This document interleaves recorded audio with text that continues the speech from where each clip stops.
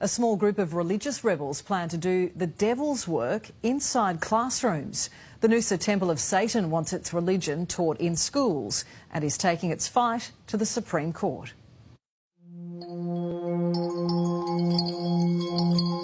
I think most people are Satanists and they haven't realised that. Hail Satan. It's not a stunt. It's not funny.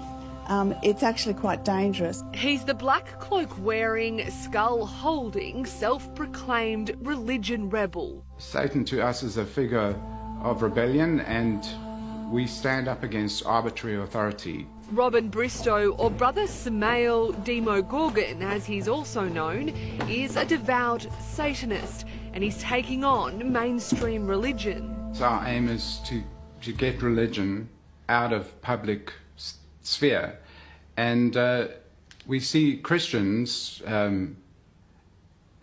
they're the ones that have taken over the space. They have this incredible privilege that they abuse. Robin is the head of the Noosa Temple of Satan, which he started in 2019. Greetings, heathens. I bring you great news. Since then, it's held its annual Black Mass on Halloween. Hail Lucifer. But now the temple is looking to spread its message of rebellion. It claims its pentagram symbol was recently displayed at a local hospital in its multi-faith room. Oh, it was very exciting.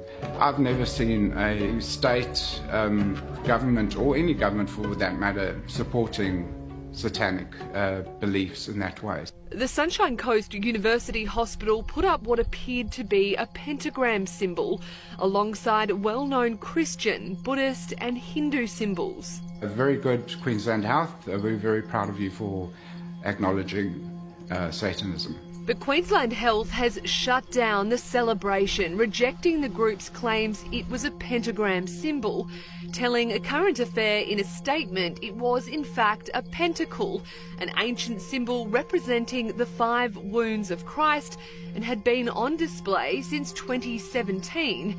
But regardless, it's now removed all symbols from the multi-faith room. In a way, it's the fairest way to have things. The temple has notched that one up as a success, and it's now turning its attention to religious instruction in schools.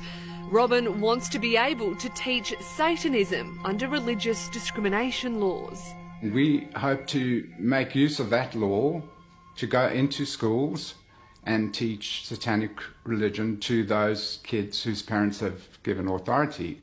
What would be the curriculum you would teach in schools? I think a good starting point is to look at the Bible and to see the origins of the Bible. But they don't actually believe in the Bible or even in hell. Christians believe that there's an afterlife.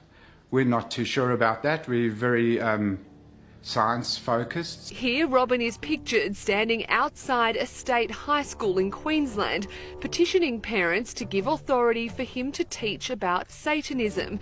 So far, there are 4 schools where parents have signed up for their children to take part. I think we would be much better chaplains than Christian chaplains. We see them standing outside state schools, dressed in black, with a skull, approaching our children, and that's not okay. Wendy Francis is from the Australian Christian Lobby. This is not a stunt. This is actually quite serious. And so parents need to actually really push back on this. She believes the idea Satanism could be taught in state schools is ridiculous. Our state says you can't hold a rosary and even pray silently outside an abortion clinic, and yet this man is dressed in black holding a skull and pushing Satanism to our children. It's not okay.